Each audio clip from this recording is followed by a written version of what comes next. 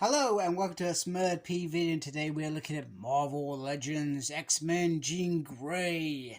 And I've got to say, the very cool thing about this, which I've only just realized, is all the X-Men are facing this way, Sinister is facing that way.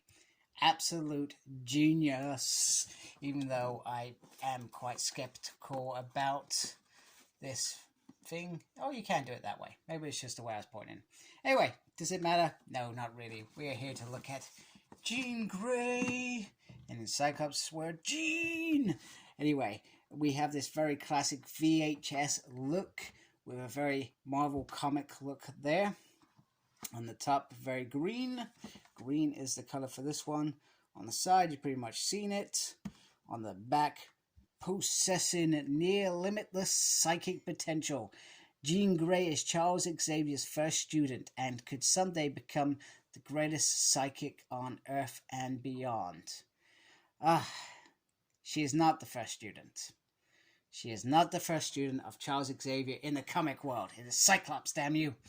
Anyway, perhaps in the animated series, she was the first X-Man. I generally can't remember if that's true. Somebody out there probably knows. If you know, tell me. But in the comic version, she is not the first X-Men. Yeah, that's just the Cyclops fan in me. So if you wanted Jean Grey almost kissing Sinister, you could put it like that. Let's get her out of the packaging. This video is already getting a bit weird. Okay, so here is Jean out of her wrapper. Now, I have mixed feelings about this Jean. I had Rocket Raccoon's Jean for many moons before they redid Jean a couple years back. I can't even remember what wave that Jean was released with, to be honest with you. But I went with that Jean instead because Rocket Raccoon's Jean kept falling over. Now, I can't remember if they were different molds or not, but the body on this Jean is not a body I have fun with. It is very difficult sometimes to pose her. However, here she is. So they've gone for what they're trying to achieve is a kind of comic version. So they put different shades in here to show elements on here. But the face, I don't know what it is. The face just looks goofy, in my opinion. Not a fan of it.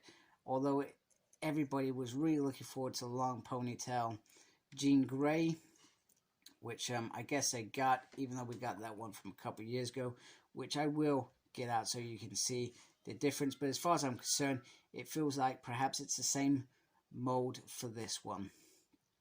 But at present, I can't actually confirm that until I've got that out, because that is downstairs hiding away.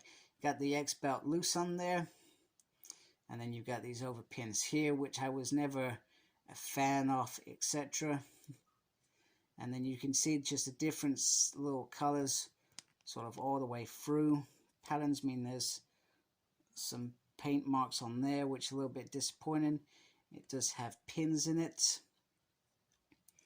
there we go. Now, I guess the thing that I thought was really cool, which I wasn't aware was going to happen, was they have given us another Jean Grey hair with big long hair, which looks maybe a little bit more serious. I love the fact that she's got green eyes, because she does have green eyes, so that is very important. And she does have two fist hands as well, if you are interested in fist hands. So let's have a quick look at articulation. So the head, if you move the ponytail, you can get that all the way around. The arm can go up that much, but these shoulder pads do not move, so you're not going to get anything there. It can sort of push against itself and come out there. Single on the arm, and then there is a twist there. There is the pointed bit that you can do there, but it doesn't make sense because this bit is obviously where the top of the hand goes, so it does sort of flex a little bit, but I would be worried that potentially over time you could damage this little piece. It could just pop off, but it does have a little bit of flex there, which is cool. The movement is on the upper torso, not the lower torso. She can do the splits very minimal. She has a swivel there. She does have a double joint on the legs, but these are, like I said, I worry about these thin legs, these thin parts here. that over time they do get warped, they do move. I do have figures in the box that I've put in there that feel quite solid but have warped a little bit. Maybe that's my fault for not protecting them in storage perhaps, or thinking outside the box to make sure that they were protected or wrapped. But I'm in and out there constantly, so sometimes that probably doesn't help. So there we go. There is Jean Grey's articulation. In terms of the other head, let me just pop that off camera rather than trying to do it in front of camera. And there she is, and she does look pretty cool. You could probably see my difficulty where I'm trying to get her into a position where she is standing by herself. Even that's going to drop there, so which is pretty decent. So there she is, Jean Grey. So let me get some of her other animated friends and the other version of herself so we can have another look at them together. Alright, so here they are next to each other. So you can see probably a difference instantly. The red hair is tremendously lighter. They've tried to make the centerpiece more animated in terms of the shading, etc., which makes sense.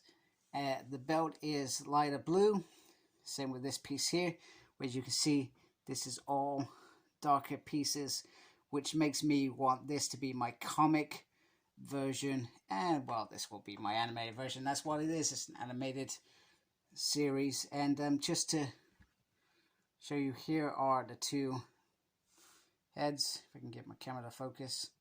So this one probably looks just as goofy, but I feel like this mouth's open just slightly, revealing the teeth, making it a little bit more goofier. Otherwise, it's the dark lipstick on that. But you can certainly see the difference in terms of the red hair, etc. In terms of, it does still feel like it is the same body, but other than that, it's a different paint job.